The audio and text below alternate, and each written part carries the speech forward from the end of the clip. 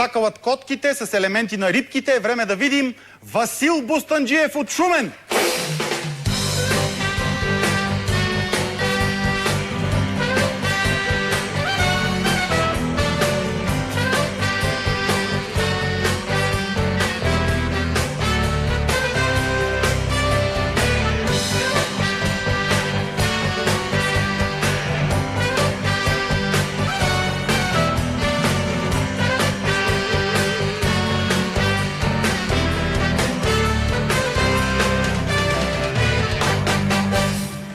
Здравейте, господин Бустанджиев. Интересен акордеон. Да. Каква марка е? Павло Сопрани. Добре, от кога свирите на акордеон? Моля? От кога свирите на акордеон? Може би от 52-3 година. От 52 година? Да. Много добре. Слави тогава свиреше само на дайре. Разбира се. Не съм от тая категория, обаче така. Имате сочите назад Кокобент, предполагам? Да, разбира се. Но вие предполагам, че залагате на песни, които текста е, така да се каже, по-забавен. Да. Да. Добре, вие сте, преди това, какво сте работили? Предполагам, сега сте пенсионер. Пенсионер, надничар. Какъв? Надничар. Надничар? Да. Какво значи? Надничам по витрините, като шегата.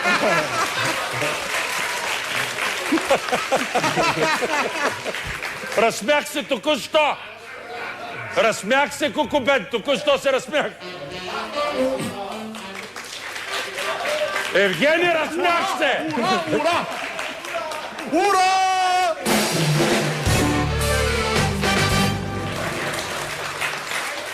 Вие психически добре ли сте, бе? Не. Ако искате и ние с Филип може да изпеем сигнала. Можем. 3-4. Тарадарадарадарадарадат. Тук що се разсмях на пенсионер надничар. Да. Така че, без да сте използвали акордеона, спечелихте 500 лева. Да. Благодаря.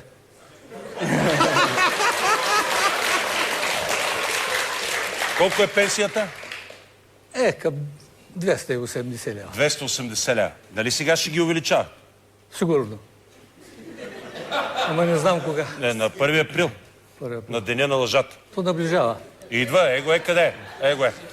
500 лева изкарахте, Да. без да сте използвали акордеона. Ще ги рискувате ли? Ще ги рискувам, ще ви изпея моя песен. Аз ви предлагам, тъй са две пенсии. Да. Трудно се размивам на песни. Като цяло съм сериозен като некролог, особено когато става дума за песни. Така че ако искате, взимай парите и тръгвай. Господин Бустанджиев е сериозен изпълнител. Песента е много... Много ценна. Ще ги рискувате? Да. 500 лева. Ще си отида и пеш.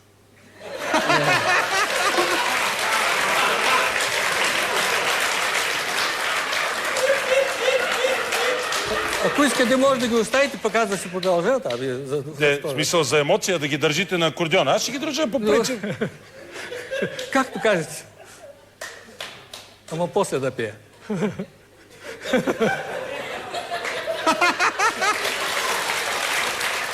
Господин Трифонов, с тази песен, той не работи той нещо. Не работи той нящо. Я включи той нящо да работи, бе. Кажете сега нещо. То с акордеон съм го спечелил в Италия. Подарък ми е за тази песен, която ще изпея сега. И вие как в Италия? То в Италия не говорят ли италиански?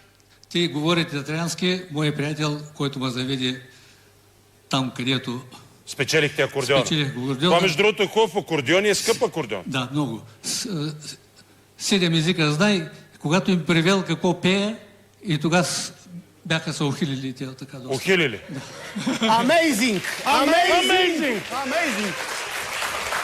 Добре, да видим.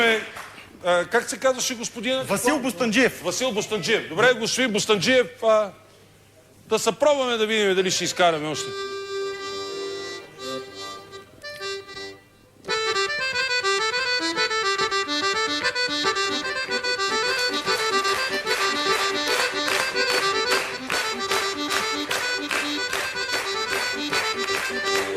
Ах, че се Иван разсърди, че го при жоба извади, че го при жоба извади и го на Станка показа.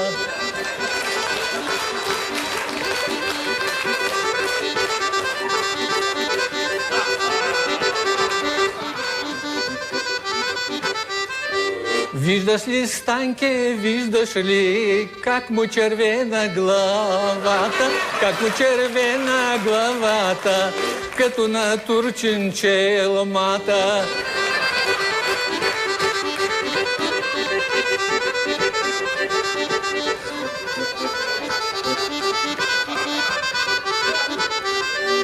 Чуваш ли, Станке, чуваш ли, как му четъркат ребрата, как му четъркат ребрата, като на фазан крилата.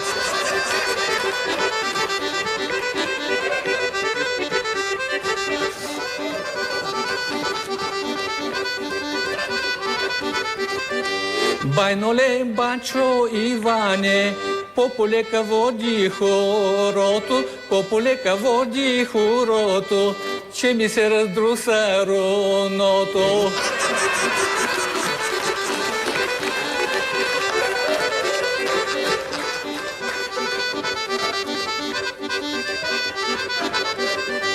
Станкеле, голям дяволе, теб ти се раздруса руното, теб ти се раздруса руното, мен ми се разклати кросното.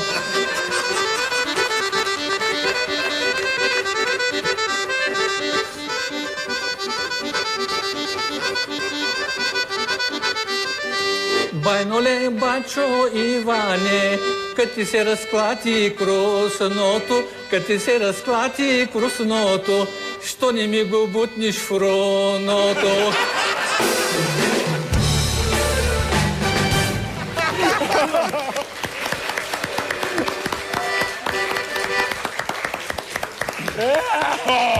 Има ли още куплети или... Има. Я дай да видим следващия. Ти спечели пари, дай видим другия. Станкеле, голям дяволе, ако ти го бутна в руното, ако ти го бутна в руното, ще спреме, Станке, хорото.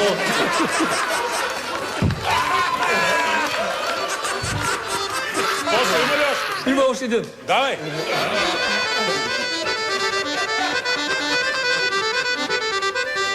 Байноле, бачо, Иване, ти ми го бутни в руното, ти ми го бутни в руното, ако ще да изгори селото.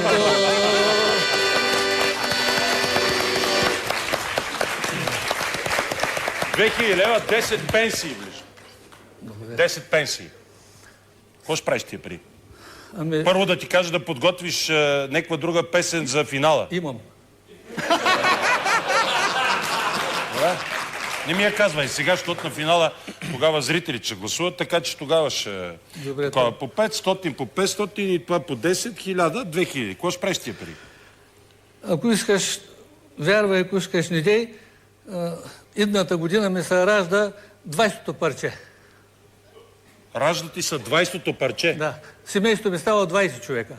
Базикаш се. Да. Как да? Ще дадеш ли още 5000 лева?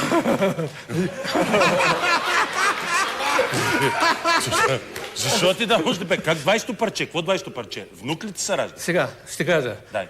Имам една жена. Да, това е много хубаво. Имам 2 дъщери. Браво, още по-хубаво. Имам 5 внука. Браво. Имам 3 правнучета, сега се радва четвъртото. Четвърто правнуче. Да, правнуче. Браво, бе, да си жив и здрав. Ти колко си години? От 40 до 50 се бях на 40. От 50 до 60 се съм на 50. От 60 до 70 сега съм на 70. Колко си готин? 75. Да си жив и здрав. И пак не ми каза какво ще правиш с парите.